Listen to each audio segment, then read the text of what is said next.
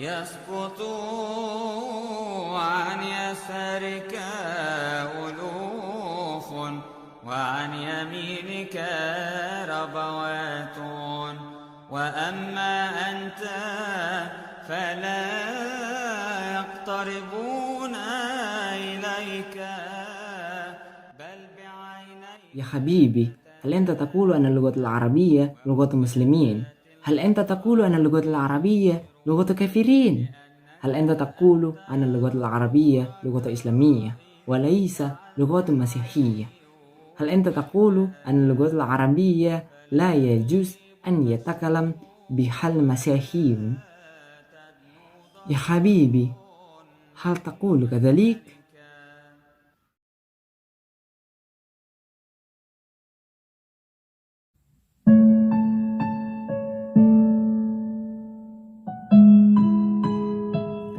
Assalamualaikum warahmatullahi wabarakatuh. Shalom alaikum, Beshem Yeshua Hamashiach. Salam sejahtera untuk kita semua.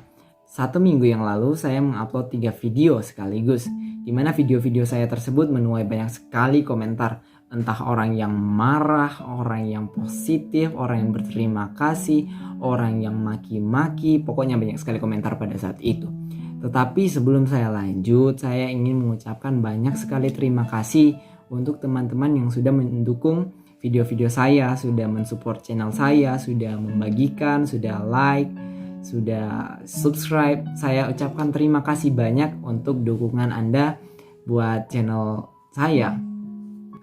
Jadi pada kesempatan kali ini saya ingin berbagi kenapa sih bahasa Arab itu bukanlah bahasa yang tidak boleh digunakan dalam lingkungan kekristenan. Pada kali ini saya akan membaginya menjadi 2 poin jawaban.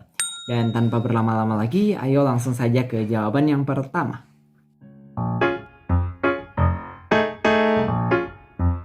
Jawaban yang pertama yang membuktikan bahwa bahasa Arab itu boleh digunakan dalam lingkungan kekristenan adalah peristiwa 10 hari setelah kenaikan Isa Al-Masih atau Yesus Kristus ke surga. Peristiwa apakah itu? Peristiwa tersebut adalah hari Pentakosta. Hari Pentakosta memanglah hari raya orang Yahudi. Tetapi pada saat hari raya orang Yahudi tersebut ada kejadian yang cukup unik di dalam kekristenan, yaitu para rasul-rasul Yesus saat itu mulai berbahasa yang namanya bahasa roh. Dan bahasa roh ini adalah bahasa yang dituturkan oleh murid-murid Kristus dengan bahasa yang lain. Kisah tersebut dapat kita lihat dalam Kisah Para Rasul 2 ayat yang ke-7 sampai ke-11. Mereka semua tercengang-cengang dan heran, lalu berkata, "Bukankah mereka semua yang berkata-kata itu orang Galilea? Bagaimana mungkin kita masing-masing mendengar mereka berkata-kata dalam bahasa kita sendiri, yaitu bahasa yang kita pakai di negeri asal kita?" Perhatikan di sini, kita orang Partia, Media, Elam, penduduk Mesopotamia, Yudea dan Kapadokia, Pontus dan Asia, Frigia dan Pamfilia, Mesir dan daerah-daerah Libya yang berdekatan dengan Kirene. Pendatang-pendatang dari Roma, baik Yahudi maupun penganut agama Yahudi, orang Kreta dan orang Arab.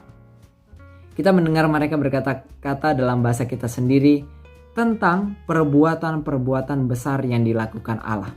Jadi sebelum orang-orang yang sok-sok Yahudi itu mengatakan bahwa bahasa Arab itu adalah bahasa yang tidak boleh digunakan di dalam lingkungan Kristen karena katanya kalau pakai menghina Tuhan.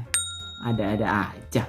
Di dalam Kisah Para Rasul 2 ayat 7-11 ini membuktikan bahwa ternyata sebelum orang tersebut berkata bahwa bahasa Arab itu bahasa yang tidak boleh digunakan dalam kekristenan, ternyata bahasa Arab sudah digunakan untuk memuji Tuhan pada saat itu. Bahkan di dalam peristiwa yang besar kekristenan, yaitu peristiwa Pentakosta.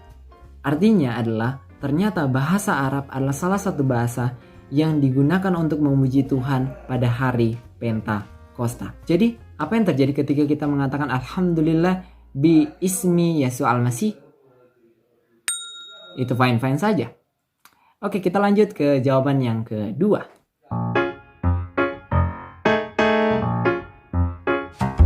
Oke, jawaban yang kedua adalah Paulus. Wait, ada apa dengan Paulus? Oke, sebelum saya lanjut, saya ingin berikan teman-teman pertanyaan. Pertanyaannya adalah berikut. Kemanakah Rasul Paulus setelah dia bertobat? A. Yerusalem, B. Yudea, C. Tanah Arab. Silahkan pause videonya dan coba tebak jawabannya apa. Boleh tulis di kolom komentar.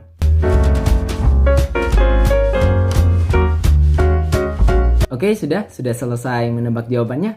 Langsung saja pada jawaban yang benar. Jawaban yang benar dari pertanyaan tersebut adalah C. Tanah Arab.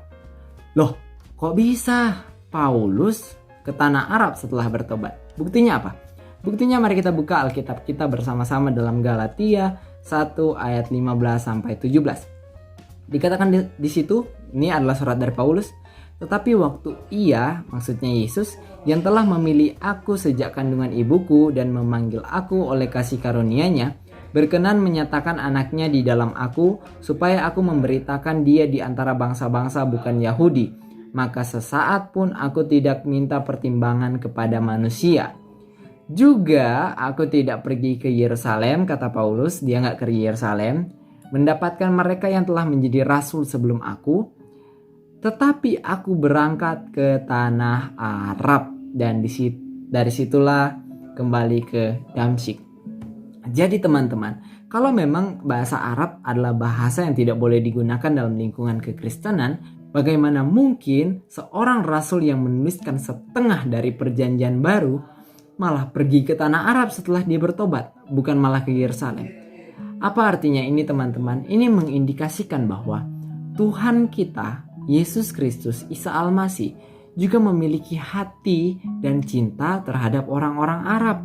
Bukan hanya orang-orang Yerusalem, bukan hanya orang-orang Ibrani, bukan hanya orang-orang yang berbahasa Ibrani, melainkan juga Tuhan sayang kepada orang-orang Arab, sama halnya Tuhan sayang sama orang-orang Indonesia, seperti kamu dan saya.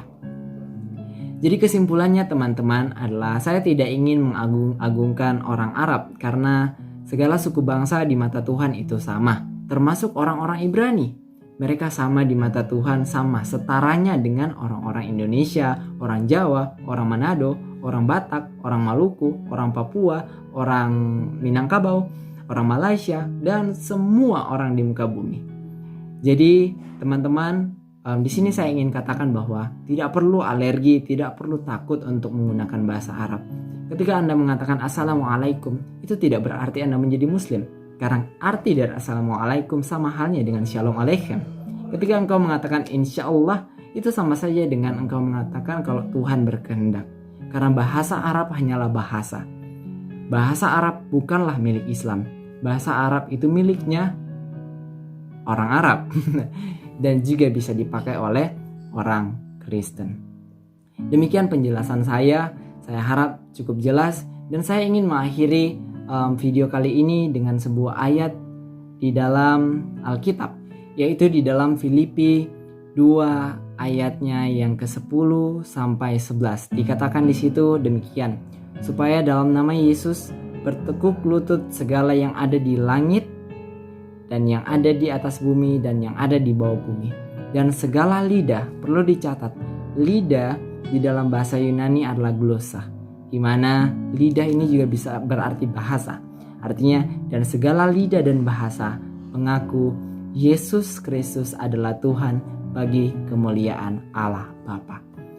Demikian video saya, semoga memberkati teman-teman dan membuat teman-teman gak alergi dengan bahasa Arab untuk digunakan untuk memuji Tuhan kita, Yesus Kristus Isa Al-Masih. Assalamualaikum warahmatullahi wabarakatuh. Shalom Aleichem B'Shem Yeshua Mashiach. Salam sejahtera untuk kita semua.